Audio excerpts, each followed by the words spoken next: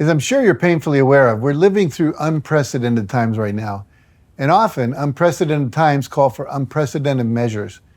But taking unprecedented measures often means stepping outside of your comfort zone. And for many people, this is a very tough thing to do. It involves taking risks and venturing into the unknown.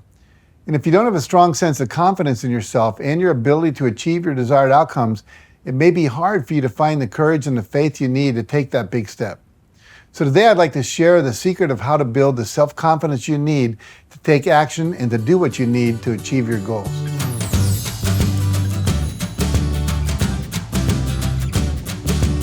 But first, I'd like to tell you about a time that I had to develop the self-confidence I needed to move beyond my own comfort zone. It's about when I first began my speaking career. It started off when I was a high school teacher. The first day I had to face a full class of students staring back at me, and it was definitely scary. But it was the job I had trained for, and after years in university and graduate school, I definitely needed the money, and so I had no choice but to face my fears head on and figure out how to speak to those students in a way that captured them. Now, I had 38 students in my class, and it took some time. Some days were better than others, but I celebrated the good days and I learned from the bad days. And eventually I became comfortable with standing in front of the class and speaking to that group of kids. But then I guess I got too good because I was nominated for Teacher of the Year and I won. And after that, my school wanted me to teach all the other teachers in the school. That was about 130 teachers, and that was a little more nerve-wracking. I had to speak to a much bigger audience, and they were my peers. But I did it, and I survived. And so more opportunities began to come my way, and eventually, I became comfortable with speaking to audiences of my peers. And then I went from talking to 100 teachers at a time to 300 teachers at a weekend teachers conference. And then I remember I was supposed to speak to a conference of 1,000 managers and staff who worked at boys clubs. And I had to follow Norman Vincent Peale, who was this very famous speaker. He'd written a best-selling book and he was a great speaker, so I was nervous. And I remember going into the restroom, into the men's stall, and I closed the door and I sat down. I just sat on the toilet there, fully dressed in my suit, and I closed my eyes and I visualized getting a standing ovation at the end of the speech. And then I went out and I did the talk, and you know what? I got a standing ovation. So I survived that experience, and again, I got more comfortable speaking to audiences that numbered in the thousands. And now I've spoken to groups of 3,000, 10,000, and once a convention of 20,000 dentists. So it's just a matter of slowly building up to larger and larger challenges. Now, would I have been able to kick off my speaking career doing a talk for 20,000 people? Not on your life. But because I started small and took small but manageable risks over time, I was able to work my way up to where I am today in my career. So here's my big secret on how to build your confidence. You do it by taking risks. And every time you survive a risk, you build your confidence. Now remember this important principle. Increased self-confidence is the result of surviving a risk. So how do people learn to walk on a high wire? Think about it, way above in a circus, and it's like, 100 feet down. Well, they start by walking on a 2x4 that's 1 foot off the ground. And so no big deal. If you fall off, you fell a foot. You land. We all did that as kids. We walked on the curb, we walked on fence rails and so forth because we knew if we fell, it was not a big deal. But then they just kept raising the bar, and eventually you're walking on a tightrope that's a foot off the ground or 2 feet off the ground. They just keep raising it, and that's how we learn to get comfortable, by having little increments of growth. So if you want to build your confidence, I encourage you to take small risks. They don't have to be big risks, but they do have to scare you just a bit. Because once you survive them, you will realize that you're capable of doing scary things. And that will inspire you to aim even higher and take even bigger risks. And the more you succeed, the more you'll believe in yourself and your ability to accomplish whatever you set your mind to.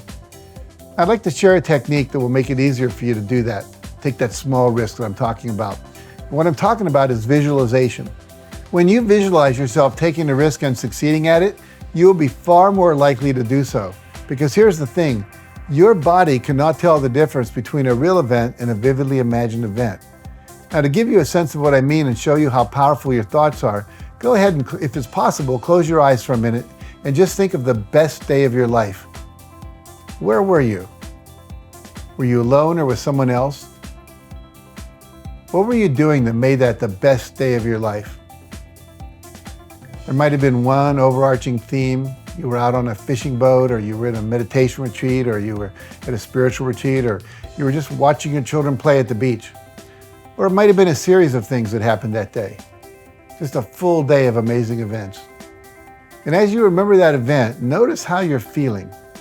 Notice the muscles in your face right now, the energy you're feeling in your head and in your chest. And now I want you to remember a day that wasn't so great. Maybe not the worst day of your life, but something like where you were on 9/11 and you first realized the planes had crashed into the World Trade Center. Or maybe it's when you realized you were going to be sequestered at home during the pandemic and you couldn't go to your job anymore. Or maybe it was the death of a loved one, or the day you got fired from a job, or you lost a client, or maybe when you got injured in an accident. Think about that for a moment. And notice the expression on your face now. Notice how the energy feels in your head, in your face, your chest. How does your breathing feel now?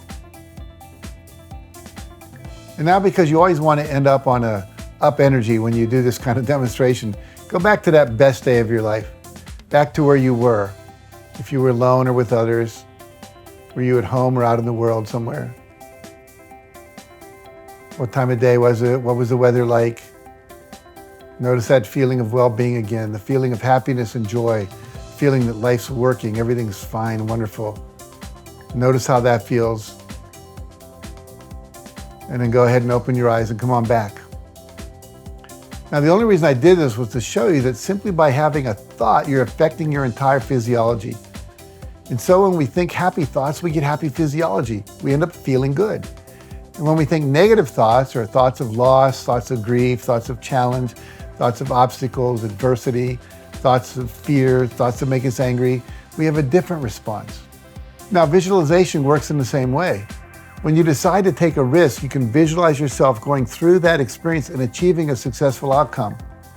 And the more clearly you're able to visualize yourself having this positive experience, the greater your chances of actually having that experience. Visualization is a very, very powerful success tool. Now, I know a lot of Olympic athletes who've won gold medals and say that visualization had everything to do with it. Every day for years, they visualized themselves achieving the highest possible level of athletic success. They visualized themselves on the stand, receiving the medal around their neck. And their bodies had that same physiological sensation of living through that visual experience. And so when the time came, they were able to make that vision a reality. And one last thing that I hope is fairly obvious.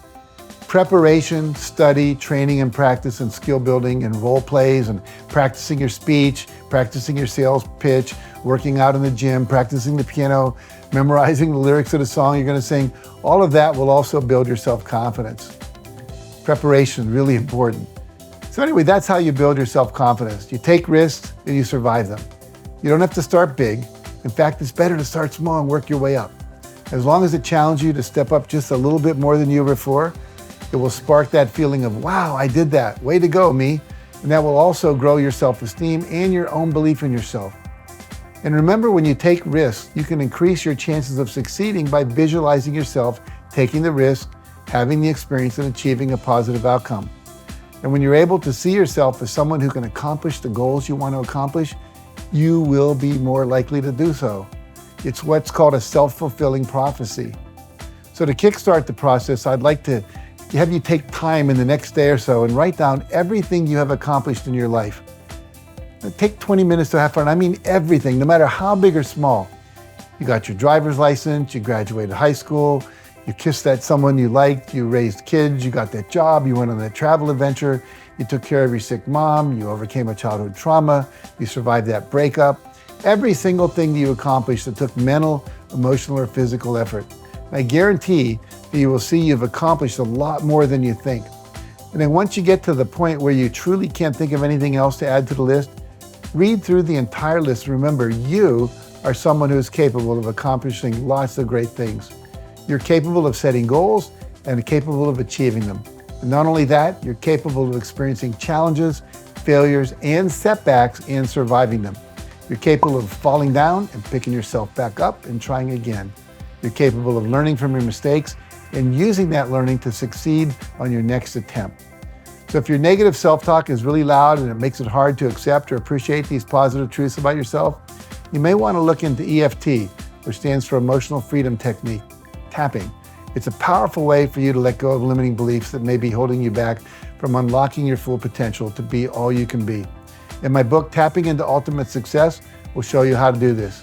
And you can buy it on my website at JackCanfieldOfficial.com, or you can go to Amazon.com or any other online bookseller. But in the meantime, this week, I challenge you to take one small risk.